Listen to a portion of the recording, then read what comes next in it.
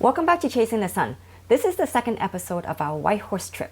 If you missed the first episode where we covered the restaurants and attractions in town, then you can click the card on the top right corner to watch it now. It's a great episode where we show you two really good restaurants in town and also Miles Canyon, which is a scenic attraction just minutes from town. I hope you like the content we've been providing. Please support us by hitting the like button and sharing with others to help us grow our channel. Also, comments mean a lot to us and we love to hear from you. If you've been to Whitehorse before, then leave us a comment down below and tell us your experience. Now, let's continue with our second episode.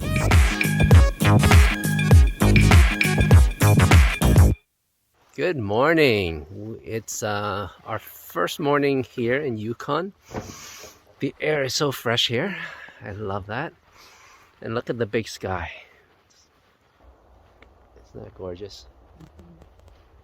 Yeah, that's actually what you get here. Our friends told us that the weather actually changes very quickly. The clouds move quickly, so you could be cloudy one time, raining one time, and then in a separate area it's clear again, and we've noticed that. But it was we spent the night here at Northern Lights Hotel. Actually, it's called Northern Lights Resort and Spa. So those are the chalets that we stayed at, and it's pretty interesting, that one there. What's neat is they have these really big windows and blinds that kind of go down instead of up, so that you can see the sky and still give you privacy. That was quite neat. Yes. Did you like the stay? Yeah, the stay was really nice, really quaint, very quiet, and if it was a good night, you can actually see the northern light. That's why they face the window the way it is. So then at night you can actually see it, like by the mountains there and the northern light. But too bad last night wasn't clear. It was a bit rainy and cloudy, so we couldn't have a chance to see it. Yeah, actually, in the evening it did clear up because I saw some stars. But apparently with the northern lights, it's concentrated in certain areas of the kind of Arctic Circle. And based on an app that our friend had, last night was more on the eastern side of Canada. So if we were like in Newfoundland or Greenland, maybe somewhere there, we could have seen a little bit better.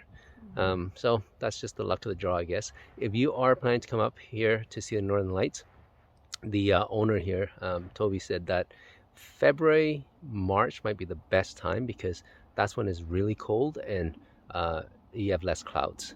But yeah, there's still lots of things to do here. Our friends are going to take us to National Park. Yeah, Kluane National Park. It's about an hour and a half, 2 hours drive outside of Whitehorse. So we're going to have breakfast at this beautiful resort and then do that. Now, if you are here, they do have campfires.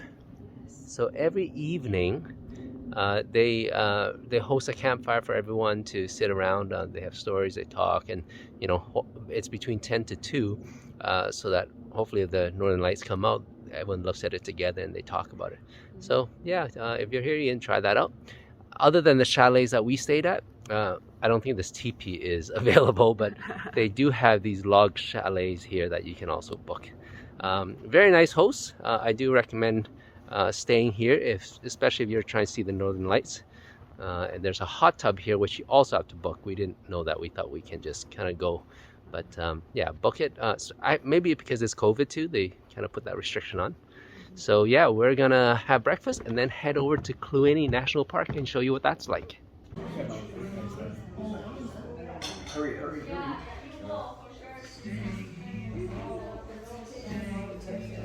So whenever you're ready to eat your egg, you just take the little tip off, you set this on top, you just bring this up, and you just let it drop. You can do that twice, and then you just come up with the egg and lift it off, and then it should do a little crack and bring off the egg shell. Just the top of it, and then it's easier to just eat it. Okay, So, wow, excellent. Okay. Wiggle it a little bit, and then You can do a little bit, yeah. And then you should be able to just lift the head.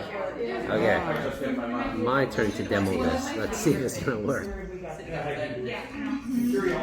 Lift it up, crack it twice, right? Ooh, yeah, I think Wiggle it. Hold the egg, yeah. Okay. Definitely is a skill to. Oh, so everything is cracked. Everything but the top is cracked. See that? So we don't know how to do this. Okay, you got almost everything out. Okay. Okay. O for us. Okay, so that's the idea. I guess it kind of cracks a perfect little round thing, and then you just lift that egg, lift that off. But like Toby says, maybe the egg is also stuck. So for breakfast today, they have waffles with a bit of yogurt parfait, and there's also ham and cheese. So good old German European breakfast, I guess. After a really yummy breakfast, we are now off to Kluane National Park. It's a full-day trip, but the drive is super picturesque with the bold fall colors really making the landscape unforgettable. Kluane National Park is not only a beautiful day trip, it's home to 17 of the 20 highest peaks in Canada, including the country's tallest mountain, Mount Logan. It also has Canada's largest ice field. You get here by taking the Alaska Highway, heading west from Whitehorse until you get to Haines Junction. We headed north towards Kluane Lake, but you can also head south on Highway 3 towards Kathleen Lake, which is also a popular recreation destination. People come to Kluane National Park for the great heights and take in the exceptional alpine vista. We just did a short hike up to Sheep Mountain to take in the views. Look at that rainbow at the end there. It's gorgeous. So we're at Kluane Lake, and there's a summit at the top that you should definitely check out. It's only 10 minutes hike. This is rosebud? Before it becomes flower. Oh, so these are our mountain rose, like Yes. wild rose. Wild rose, yes. And then Amy come here and pick these things, Yeah. and then she make it into a jam. Oh, A really? rose jam. So she says it's really good. It's Sweet? yeah, sweet. Yeah.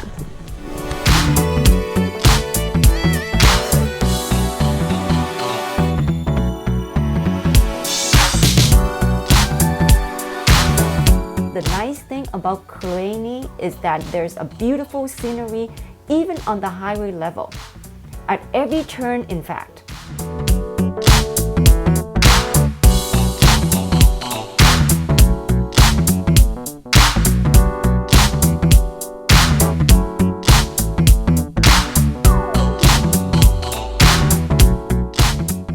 Now, here's a montage of the sights that we saw on our Kluane day trip.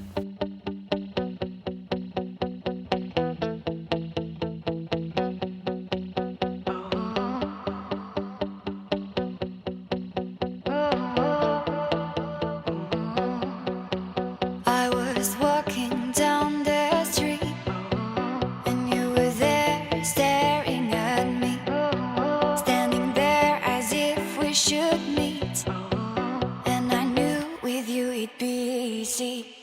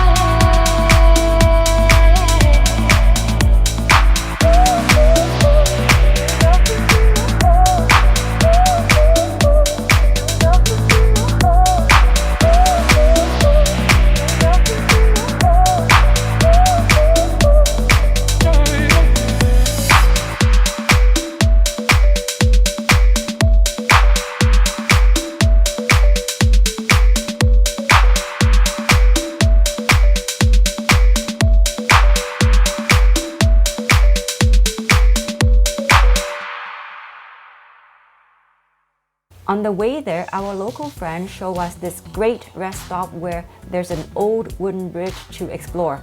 It made for the perfect rest stop for photos and a chance to stretch our legs. It's just 30 kilometers before Haines Junction on the north side of the highway. Haines Junction is a good stop to make for gas and food because there won't be any services once you head north into Kluane National Park. If you're planning for a day hike or more, definitely get your supplies here if you didn't bring it with you.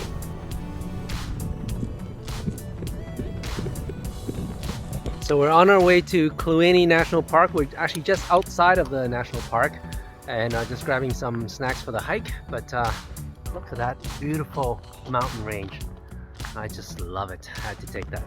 Our friend Romy brought us to Silver City, which is just on the east side of Kluane Lake. It's off a gravel road and most people would not know it's there. In fact, the city itself is supposed to be private property at the end of the road. Along the way in, there were some really cool abandoned log homes which were relics of the old Yukon gold rush days. A fun fact in history is that this Kluane Lake area was the site of a short-lived gold rush in the early 1900s. Dawson Charlie, who was one of the discoverers of gold in the Klondike, staked the first claim of July Creek in summer of 1903. Now, it's nothing more than a beach, but the fall colors and abandoned buildings provides great backdrop for beautiful photos. I hope you like the montage of our Kluane National Park day trip. Before wrapping up this episode, we want to give our hosts at Northern Lights Resort and Spa a chance to introduce their facilities. We had a great stay there and we really liked what they had to offer, so we thought others would want to know about it too. So Janie and I had a great stay here at the Northern Lights Resort and Spa. These are the great hosts, Toby and Lynn. They're the owners of this place, and I just wanted to give them a chance to introduce themselves a little bit. They were great hosts. We had a great breakfast. The only thing was that we didn't have enough time, so we're definitely coming back. Lynn was sharing with me there's so much things to do just here, and of course there's lots to do in Yukon. Last night the campfire was awesome. We were so tired we missed it, but we saw all the great photos that you guys took for all the guests. And we're really kicking ourselves, so we definitely want to come back for that. So every night we have a guide here, and we have usually around this time we have a campfire outside, and our guests are sitting around, and this tour guide is here every night and tell stories, tell you about the aurora, about the northern lights, why they appear, and when they appear, hopefully, and different other things. And in winter, as soon as it's getting really cold, we have a nice teepee. And we heat up the teepee and people can sit in the teepee and listen to the same stories basically. Yeah. But it's a little bit warmer when we have really cold temperatures. We have a spa, so we have basically the Northern Lights Resort and Spa has two different main topics, right? That's number one is the Northern Lights, obviously. So we get our main season is from September to April, and people are coming up to the Yukon, especially to our place, to see the Northern Lights. We are at a location where we have completely dark skies, no light pollution, and basically the best view to dark skies and hopefully the northern lights as well. And the other part is the spa. We have in our main building here we have sauna, hot sauna and infrared sauna. We offer massages, wellness massages, and neck, shoulder massages, and foot reflexology massages. So there are a couple of really nice treats you can have. We have an outdoor hot tub you can use during the day, and we have for summertime we have a barefoot park, or we call it the Barefoot Sensation Trail. That's cool. Yeah, it is actually. It is kind of a 67-meter trail with different sensations. So you walk this trail bare feet, and you have different sensations such as grass, sand, sensual experience. stones. Yeah, it's really good. It's kind of a foot massage. It is good for your well-being. It's good for your circulation. It's really nice. And You know, yesterday on the flight up, I was so surprised how many flights there were. Like just Air North alone, there's 3 flights that day. Yeah. And then there's other companies coming in. So tourism is huge in Yukon, right? Yeah, tourism is huge, it's well developed. We have, as you said, we have the Yukon's airline, Air North, Right. and they're flying up to 3 times a day from Vancouver up to Whitehorse. We have WestJet flying from Calgary in summertime. We have Air Canada flying at least 2 to 3 times a day from Vancouver. Right. And we have an international flight actually in summer from Frankfurt. Wow. So Condor is flying directly straight. Wow, Yeah. that's amazing. In summertime, so it's quite Okay. it's quite well established here, Yeah. and we have guests from all over the world here. Summer is more kind of a European thing when it comes to fall colors, like the time we are now right now. So end of August, September, we get more people from South America or Latin America and Right. Asian countries, and the winter is totally in hands of Asian countries and So it's equally popular summer and winter for tourism? no, it's probably 10% of the summer. Okay. So it's the winter business is still developing. Got it. Okay. And what can people do here in the wintertime? The winter time, yeah. So winter time is it's more like activities you can do. Of course, northern lights. That's most important. People want to see it, and also Is it brighter and more clear in winter skies? yes, because at winter time it's darker the sky, and at night, and because this location is perfect sky for aurora, because you don't have city pollution, Right. the light pollution. I mean, and then you will have dark sky, Okay. and you see aurora dancing above you. Oh wow. That's the winter time people wants to do, and a lot of people love doing the winter activities like dog sliding and walk Yukon Wildlife Preserve. The feeling standing on a sled pulled by 5-6 dogs, Yeah. which are totally excited to do that and to run Yeah. and to pull you and provide this experience. Amazing. It's like Oh, wow. it's like experience which is. There's not much better things you can experience in your life when you Right. have this, when you feel the power of nature. Right. Oh, okay, we got to come back for that one. That's awesome. Thank you so much again for having us. It was a great stay. We'll be back in the wintertime, and we want to do more of those activities. Make sure you tune in next time for our third and final episode of our Whitehorse trip, where we take you to Carcross, home to Yukon's desert. Yes, would you believe that Yukon actually has a desert? Well, check back in and we will tell you all about it.